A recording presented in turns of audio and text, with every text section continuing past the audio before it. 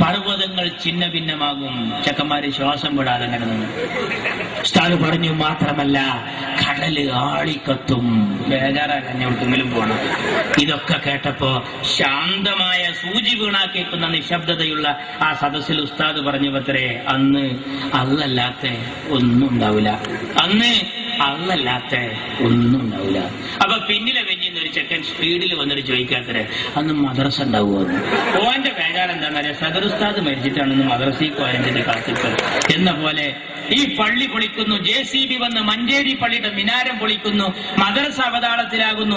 ഈ പ്രതിസന്ധി മുഴുവൻ വരുമ്പോ KT ജലീലും PTA റഹീമും PMA സലാമും TK ഹംസാക്കയും Mappila സഖാക്കളും വന്നിട്ട് പിന്നിലെ വെഞ്ചിന്ന് വന്നിട്ട് ചോദിക്കുക അന്ന് ലീഗ് ഉണ്ടാവുമെന്ന്. പാവം, നിങ്ങൾക്കൊന്നുകിൽ നാണം വേണം, അതല്ലെങ്കിൽ മാനം വേണം.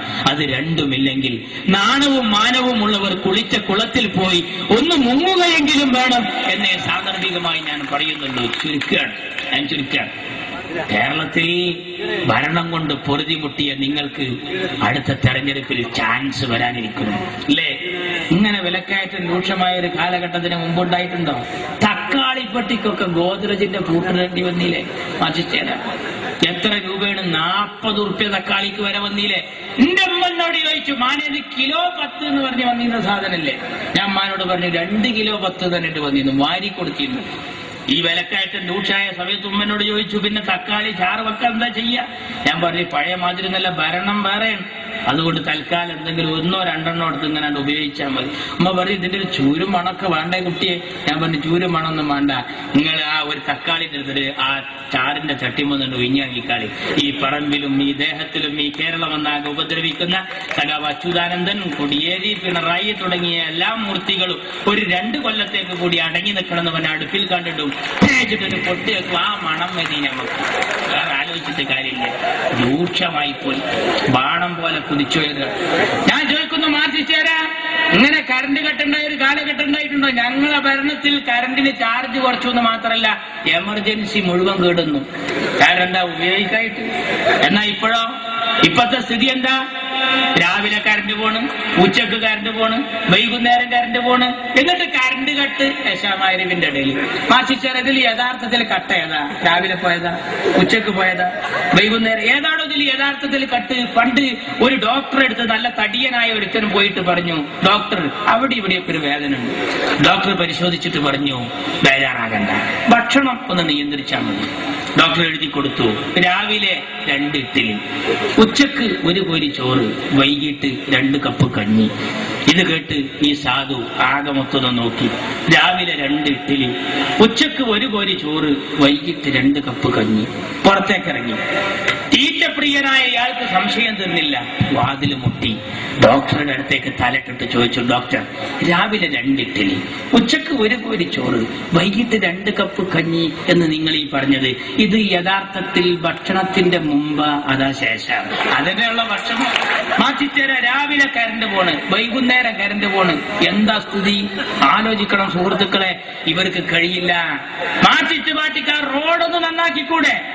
എന്റെ മുനീർ സാഹിബ് ആ റോഡ് നന്നാക്കിയപ്പോഴാണ് ഒരു വിദേശി വന്നിട്ട് ചോദിച്ചത്, ആരാണ് ഇവിടുത്തെ പൊതുമരാമത്ത് മന്ത്രി? ആ റൂമിൽ അതാ അനക്സിന്റെ വാതിൽ മുട്ടി.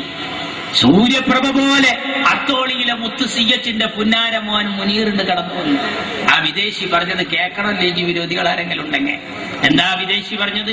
മോനെ മുനീറെ, നിന്റെ മുഖം പോലെ സുന്ദരമാണ് നാഷണൽ ഹൈവേ എന്നാ.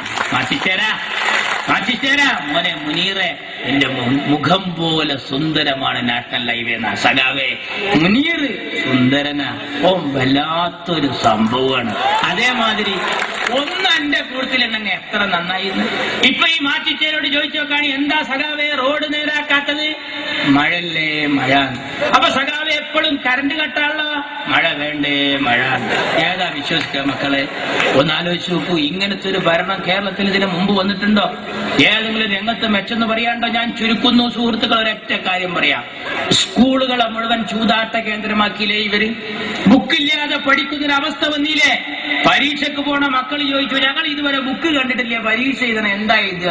ഞാൻ പറഞ്ഞു, ധൈര്യമായിട്ട് പോയിക്കോളി, പെന്നിൽ മഷി ഉണ്ടോ, നമ്പർ ഇടുക, 1 2 3 4. ബുക്ക് വന്നിട്ടില്ല, വരൂല്ല, കിട്ടിയിട്ടില്ല, കിട്ടാൻ സാധ്യതയില്ല. ഇത്ര റാഹത്തിലൊരു പരീക്ഷ അടുത്തൊന്നും വരില്ല, ഞങ്ങൾ ധൈര്യമായിട്ട് പോയിക്കോളി. എന്താ സ്ഥിതി എന്നറിയങ്ങള്? ഏത് ഓഫീസിൽ ചെന്നാലും ലോട്ടറി ടിക്കറ്റാണ്.